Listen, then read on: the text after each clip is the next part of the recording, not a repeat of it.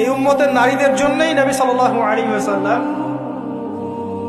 4টা কাজের সুসংবাদ দিয়েছেন।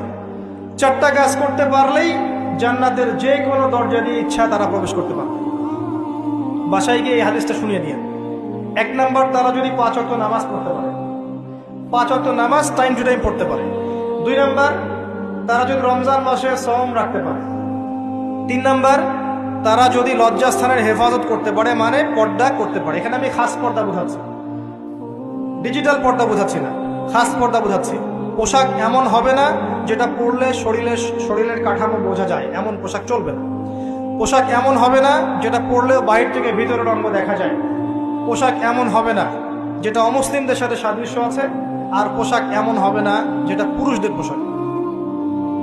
তারা যদি তাদের লজ্জাস্থানকে হেফাজত করতে পারে। আর 4 নাম্বার, যদি স্বামীর আনুগত্য করতে পারে।